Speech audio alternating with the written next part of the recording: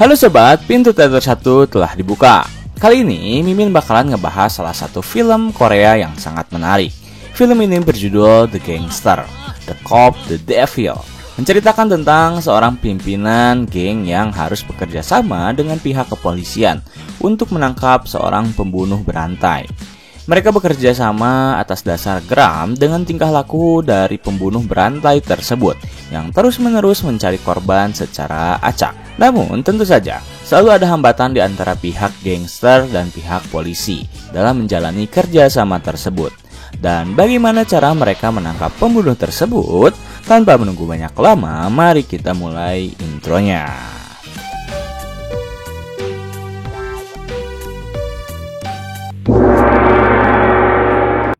Scene dimulai dengan menampilkan sebuah mobil berwarna hitam yang sedang diikuti oleh sebuah mobil sedan berwarna putih. Karena merasa risih dan mobilnya sedikit tertabrak, akhirnya pengendara mobil yang berwarna hitam itu keluar dan berniat untuk merekam mobil yang menabraknya.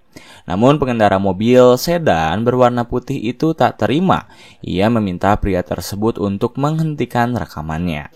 Saat perkataannya tak kunjung didengarkan, pria pengendara sedan berwarna putih itu menusuknya dan membunuhnya di dalam mobil miliknya sendiri. Agustus tahun 2005, di mana saat itu daerah Cheonan di negara Korea sedang ramai oleh sebuah berita yang memperlihatkan bagaimana pembunuhan sering terjadi. Saking sering terjadinya, para polisi di sana frustasi dan kerja mereka semakin sering terhambat. Terlebih, orang-orang mulai tak peduli meskipun mereka menggunakan sirine polisi. Karena kefrustasiannya, salah satu anggota polisi yang bernama Jung Tae-suk melampiaskan kekesalannya pada para berandalan gangster yang berkumpul di pinggir jalan. Jung Tae-suk telah terkenal sebagai polisi yang tak gentar menghadapi gangster-gangster. Bahkan ia secara terang-terangan mendatangi petinggi gangster dan membuat mereka kapok jika memperlihatkan bisnis ilegal mereka. Jung Tae-suk masuk ke sebuah kasino yang diduga sebagai sarang perjudian. Ia mendatangi sang kasir dan membawanya untuk ia proses melalui jalur hukum. Melihat kehadiran Jung Tae-suk, salah satu anggota gangster tersebut menelpon kepada bosnya yang bernama Jang Dong-so. Saat itu, Jang Dong-so tengah berlatih tinju.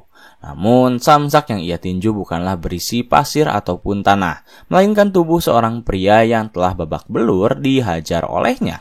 Mendengar keluhan dari salah satu cabang kasino yang ia pegang, Jang Dong-so langsung menelpon orang dalam yang berada di polisi. Di sana ia meminta untuk rekannya segera menarik Jung Tae-suk di kediaman kasinonya. Tetapi meskipun Jung Tae-suk ditentang agar tak ikut campur urusan gangster tersebut, Jung Tae-suk tetap menjalankan tugasnya dengan baik. Ia diantar oleh sang penjaga kasir ke tempat kejadian perkara di mana terdapat pembunuhan semalam. Sesampainya di sana, ia langsung memeriksa TKP dibantu oleh rekannya yang menjelaskan jika mayat diperkirakan tewas pada pukul 3 pagi atau 5 pagi. Dengan dugaan kehabisan darah dan serangan jantung, Jung Tae-suk tak lupa memotret beberapa bukti agar ia bisa mencari keberadaan pelaku lebih cepat. Kemudian scene berpindah pada Jang Dong-so yang saat itu sedang melakukan pertemuan dengan rekan sesama bisnisnya. Tujuan Jang Dong-so adalah untuk menyelesaikan perselisihan bisnis mereka. Namun karena ada perkataan yang kurang mengenakan dari anak buah rekan bisnisnya, Jang Dong-so justru harus membuat jasnya kotor karena ia harus menghajar anak buahnya sekaligus anak buah rekan bisnisnya yang ia cabut giginya.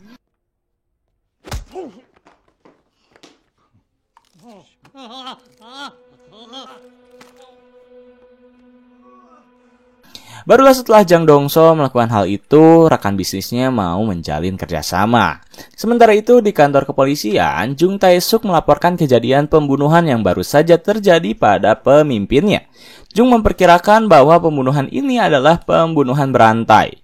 Melihat pola yang acak serta kejadian yang berselang tak lama setelah pembunuhan sebelumnya.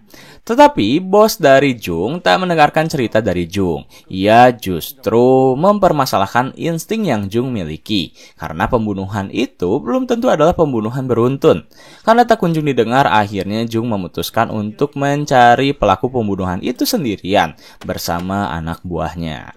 Kemudian scene berpindah pada Jang yang baru saja menyelesaikan pertemuannya.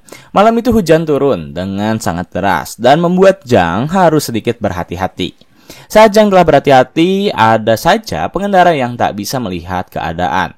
Mobil milik Jang dihantam dari belakang yang membuat harus berhenti sejenak.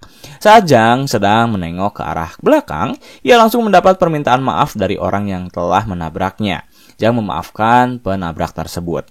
Namun saat Jang akan kembali ke dalam mobilnya, pria yang menabrak Jang justru menusuknya. Akhirnya pertarungan tak bisa dihentikan.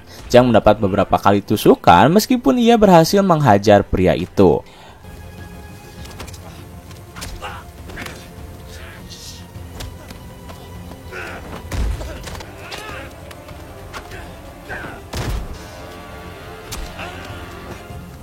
Karena merasa mendapat perlawanan yang berlebihan, pria yang menusuk Jang memutuskan untuk kabur dari tempat tersebut. Ia bahkan menabrak Jang hingga Jang tak sadarkan diri. Jang pun langsung dilarikan ke rumah sakit oleh seseorang. Sementara itu, saat Jang sedang dalam masa kritis, anak buahnya mengadakan sebuah tawuran dengan gangster lain untuk memperoleh kekuasaan.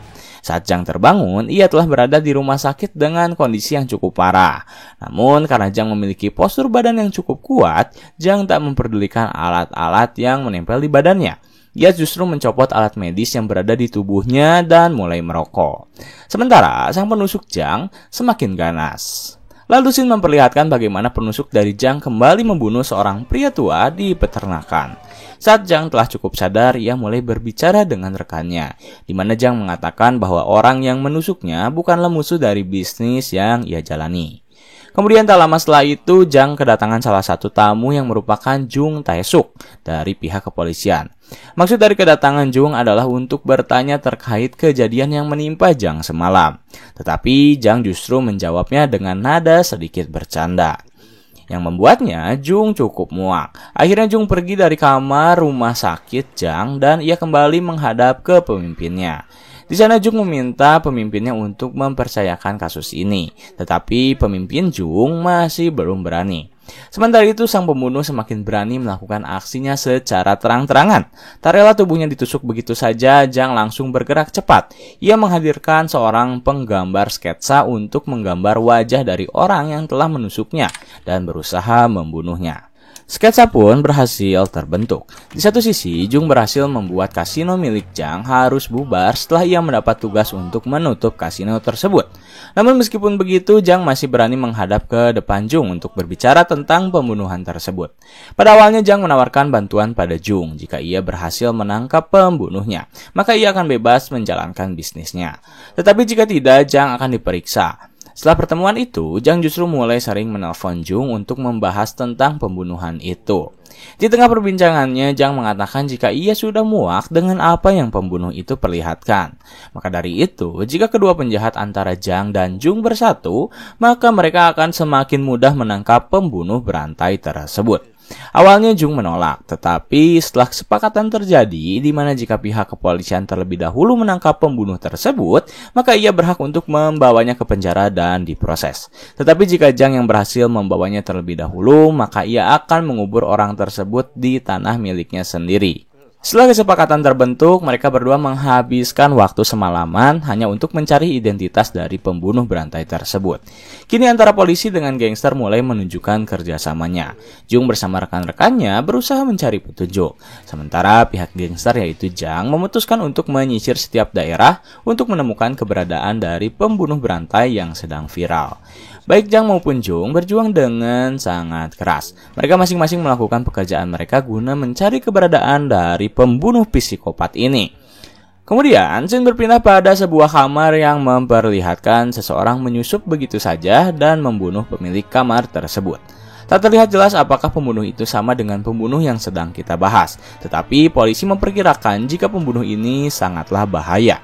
Karena mendapat laporan atas kejadian itu, Jung yang bekerja di kepolisian langsung mendapat kabar dari rekannya jika pisau yang digunakan untuk membunuh ternyata terdapat DNA yang sama dengan korban sebelumnya. Yang artinya, pembunuh ini adalah orang yang sama. Tanpa banyak menduga-duga, Jung langsung pergi ke kediaman Jang dan menghajarnya yang ternyata ia sedang menelpon. Kaget dengan kehadiran Jung, Jang berusaha untuk menghindari serangan yang Jung berikan.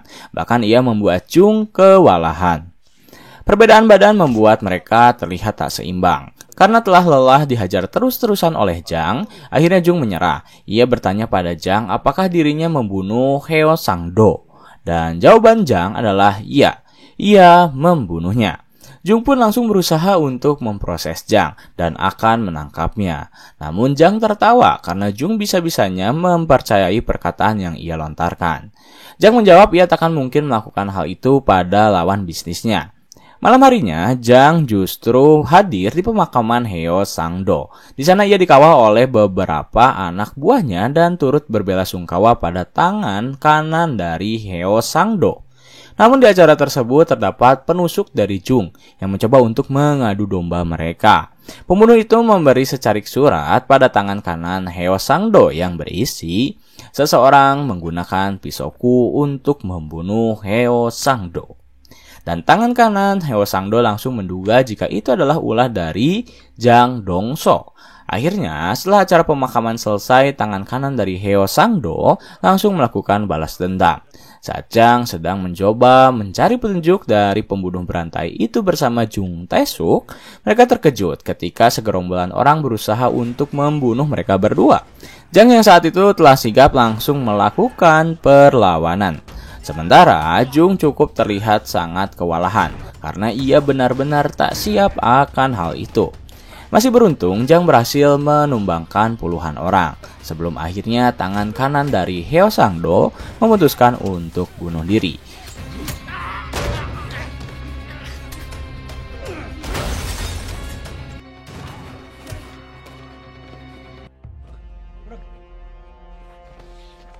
Baik Jang maupun Jung berhasil selamat. Tetapi Jung mengalami luka yang cukup parah. Ia bahkan harus tertidur di kantornya akibat kecapean. Saat Jung terbangun, ia tiba-tiba kembali teringat masih ada pekerjaan yang harus ia selesaikan, yaitu mencari keberadaan pembunuh berantai yang semakin menjadi-jadi. Ia berusaha untuk menjebak pria itu bersama rekan-rekannya menggunakan pancingan. Namun rupanya pembunuh berantai itu berhasil mengetahui rencana dari Jung dan melarikan diri. Meskipun Jung berusaha untuk mengejarnya, tetapi tetap saja pembunuh berantai tersebut berlari sangat cepat, hingga akhirnya Jung gagal mendapatkannya.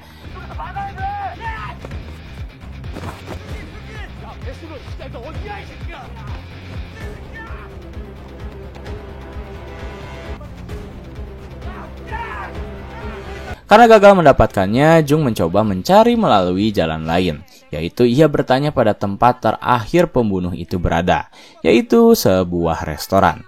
Pemilik restoran mengatakan jika ia terakhir kali meminum sebotol soda.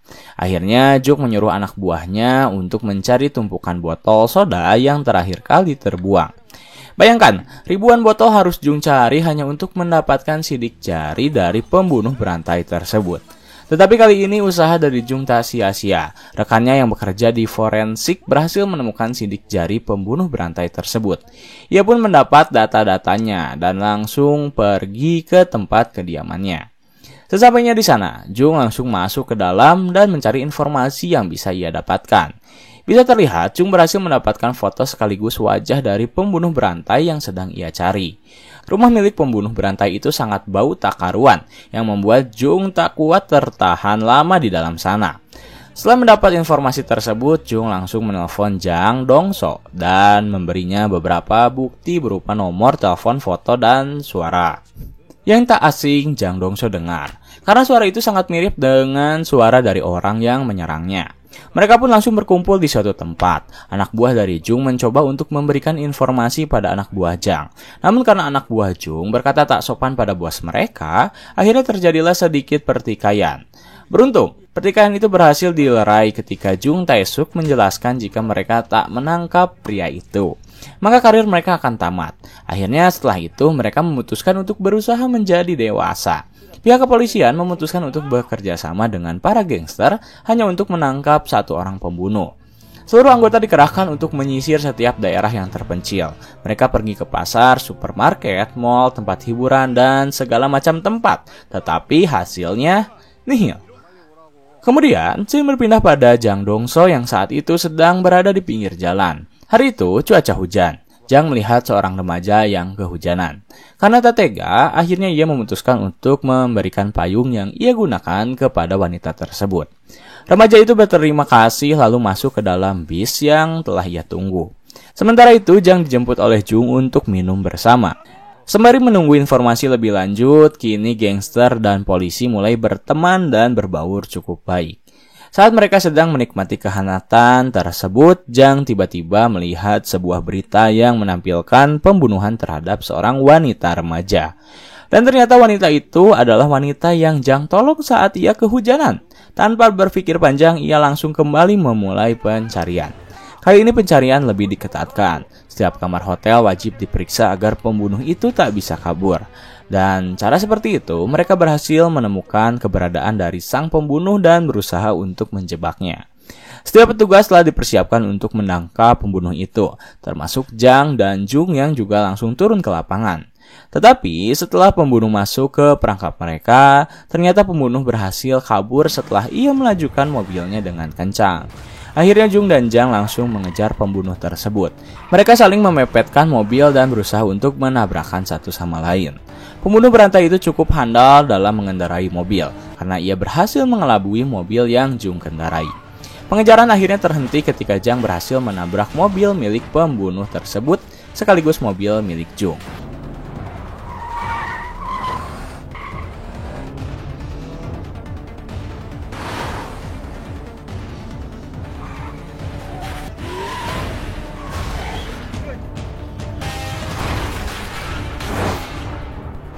Namun saat Jang membuka pintu mobil, ternyata pembunuh tersebut berhasil keluar terlebih dahulu dan langsung kabur.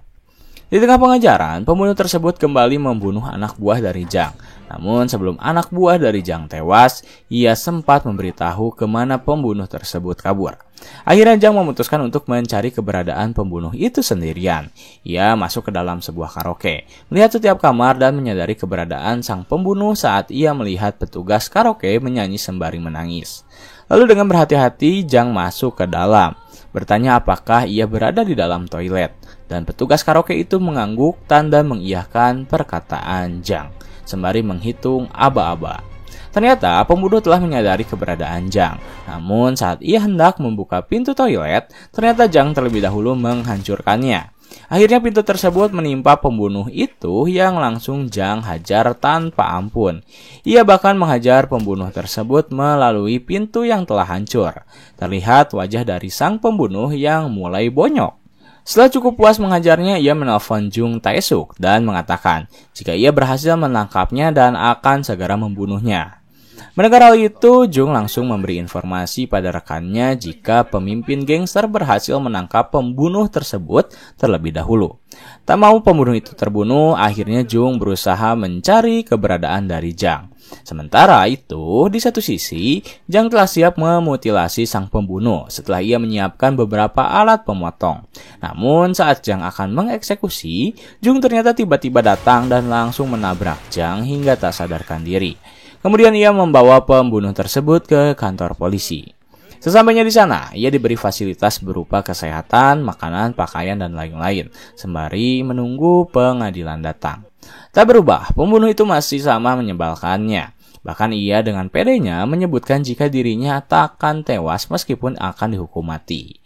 Perkataan tersebut membuat Jung marah. Ia menghajar pembunuh tersebut sebelum akhirnya ia dipisahkan, sembari menunggu pengadilan tiba. Pemimpin dari Jung mengatakan jika ia tak bisa menahan pembunuh tersebut begitu saja, karena tak ada bukti fisik yang bisa menuntut pembunuh tersebut.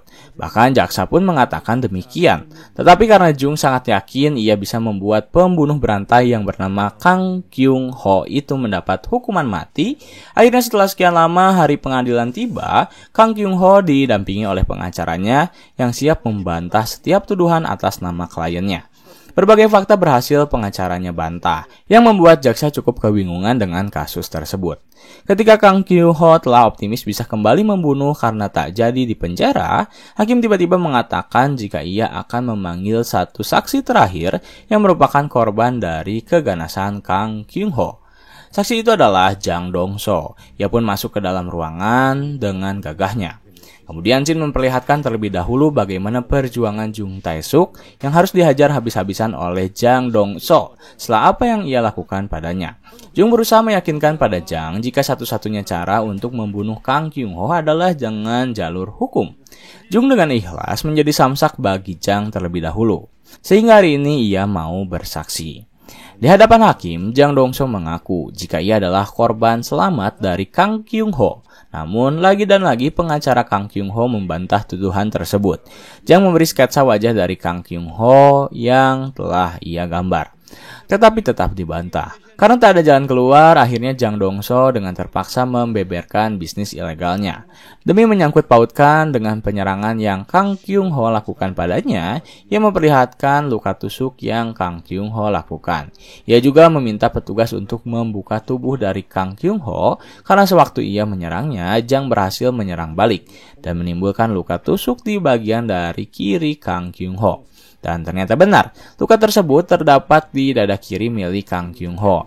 Setelah kesaksian tersebut benar adanya, hakim memutuskan untuk mendakwa Kang Kyung-ho sebagai narapidana hukuman mati. Sementara Jang Dong-so, ia dipenjara terlebih dahulu dalam waktu yang cukup singkat. Namun ternyata memang itulah rencananya. Sebelum Jang Dong-so rela dirinya dipenjara, ia meminta pada Jung Tae-suk untuk menyatukannya kembali dengan Kang Kyung-ho di penjara. Dan saat Jang tiba di penjara, para anak buahnya yang berada di dalam langsung menyapa. Sementara Kang Kyung-ho yang sedang membaca buku mulai ketar-ketir. Akhirnya puncak film terjadi saat Kang Kyung-ho yang sedang mandi didatangi oleh Jang Dong-so yang mengatakan permainan telah berakhir. Tamat.